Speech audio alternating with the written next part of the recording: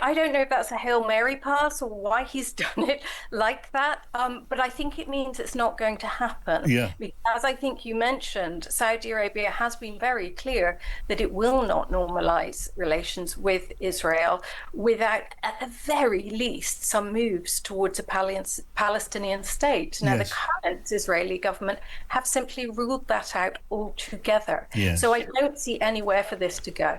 Let's talk about President Trump announcing on his Truth Social platform just before we came on air the proposed deal to allow Saudi Arabia to create a civilian nuclear program will only happen if the kingdom joins the Abraham Accords, which means the deal looks as if it's dependent on Riyadh recognizing the state of Israel, because that is how they've seen those accords.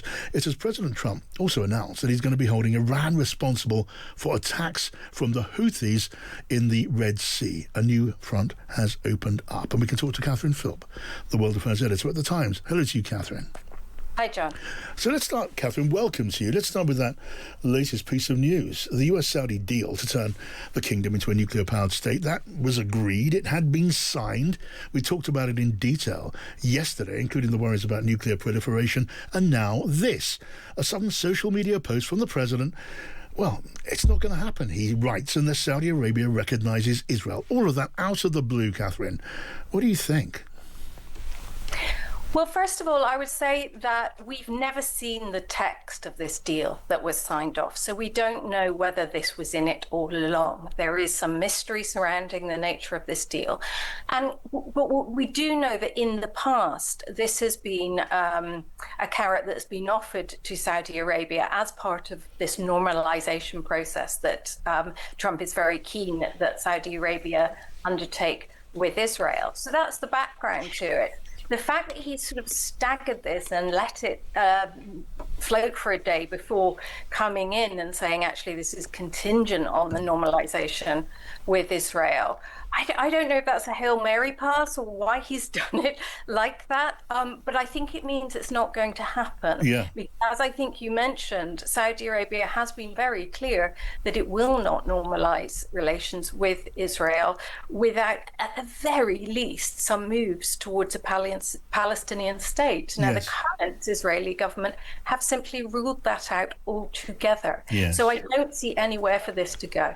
Yeah, I mean, it looks like the whole thing comes, or on all sensible calculation, could just come to a screaming halt after an enormous build-up and proclamations from President Trump. This is going to bring tens of billions of pounds into the US economy when they sell the nuclear technology, the nuclear hardware, set up a nuclear energy producing facility in Saudi Arabia, all of that. And then this.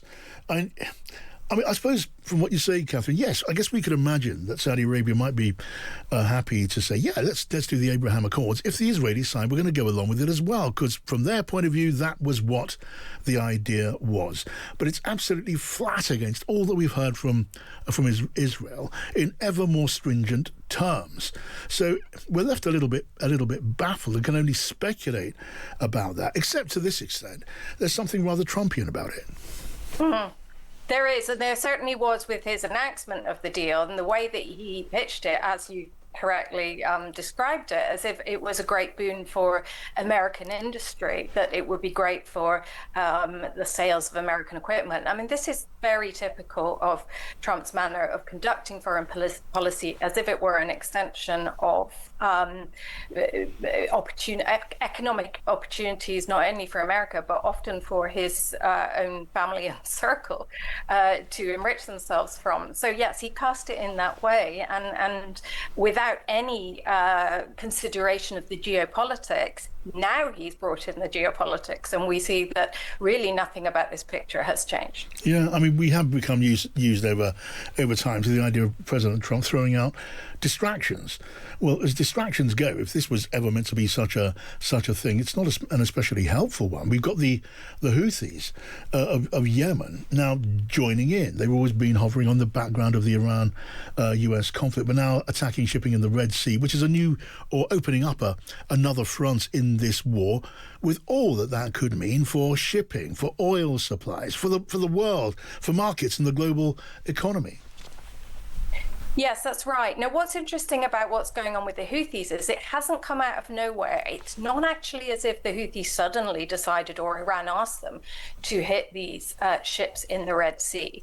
The backdrop to this came about just over a week ago, I think. A Houthi delegation that had been in Tehran for Khamenei's funeral attempted to return to Sana'a in Yemen, the capital there, Yeah.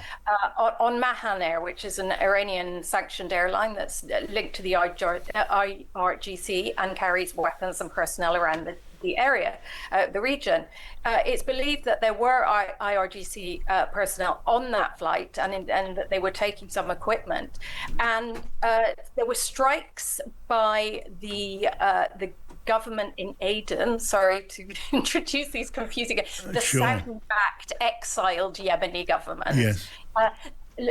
Attempted to stop that plane from landing in Sana'a. So we actually had to divert. That is the genesis behind it. So essentially, that had to have been Saudi Arabia that intervened in that manner, because the government it backs does not have an air force. So that's what's behind all this.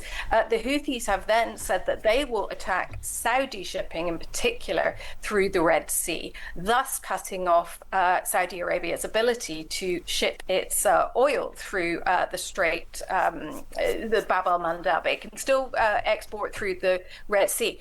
But the knock-on effect, as we've seen today, of course, is on the global oil price, which is now above $100. So it's not just about the Houthis or the Saudis anymore. The reaction from Washington has been clear that they blame Tehran for this.